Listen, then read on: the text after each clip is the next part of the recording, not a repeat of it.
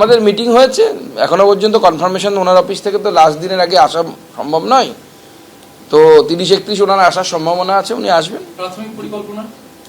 প্রাথমিক পরিকল্পনা যে দুটো প্রোগ্রাম হবে, একটা উত্তরবঙ্গের কোথাও, একটা দক্ষিণবঙ্গে, এবং দুটো ইনডোর প্রোগ্রাম হবে। কারণ আপনারা জানেন যে মাধ্যমিক পরীক্ষা তার যে প্রতিবন্ধকতা আছে মাইক ব্যবহারের, সেই জন্য আমরা যেখানেই করব ইনডোর ব্যবস্থা করে করব। নীতিন নবীনের পর ফের রাজ্যে আসছেন অমিত শাহ।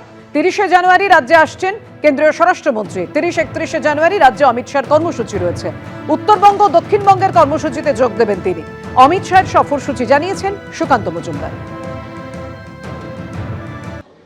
আর অধীর চৌধুরীর খাস তালুকে এবার সুকান্ত মজুমদার। বহরমপুরে পরিবর্তন সংকল্প যাত্রায় বিজেপি সাংসদ।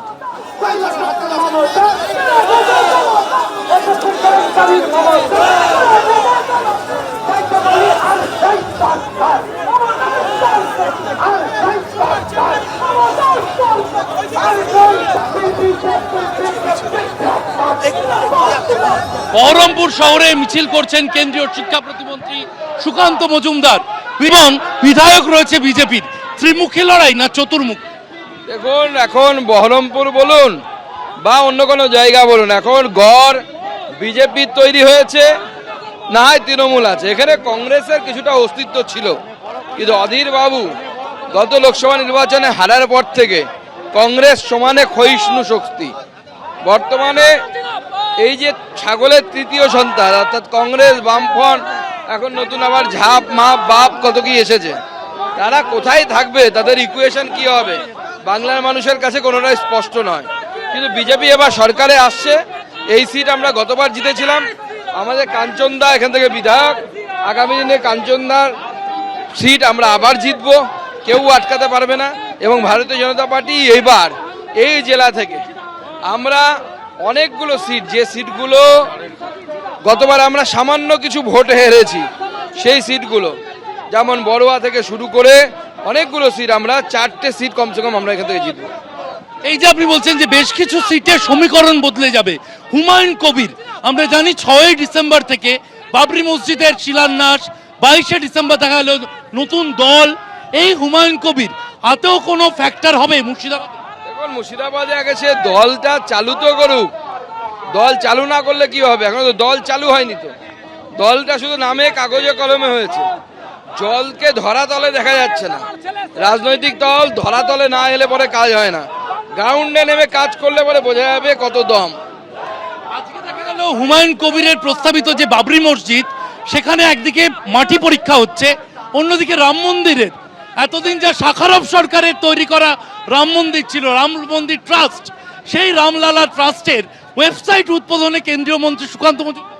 না, আমরা ওয়েবসাইট উদ্বোধনে আমাকে ডেকেছিল, আমি যেহেতু উপদেষ্টা কমিটিতে আছি, তো স্বাভাবিকভাবে আমরা ওয়েবসাইট উদ্বোধন করেছি। মানুষ চাইলে পরে হবে, অবশ্যই রাম মন্দির হবে।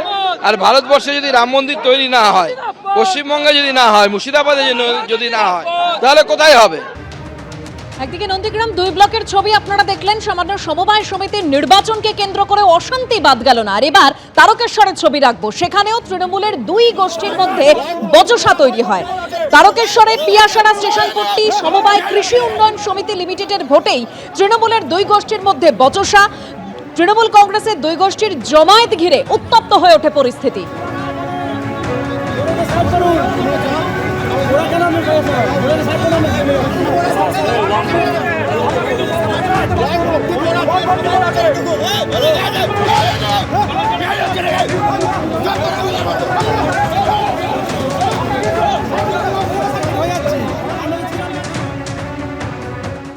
আর সামনেই বিধানসভা নির্বাচন, আর পাখির চোখ এখন বিধানসভা নির্বাচন। আর তাই এবার পশ্চিমবঙ্গে আসছেন বিজেপির সর্বভারতীয় সভাপতি নীতিন নবীন। মঙ্গলবার 2 দিনের পশ্চিমবঙ্গ সফরে আসছেন তিনি।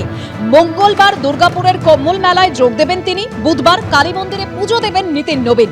বুধবার বর্ধমান ও আসানসোলের বিজেপি নেতাদের সঙ্গে বৈঠকও রয়েছে তাঁর।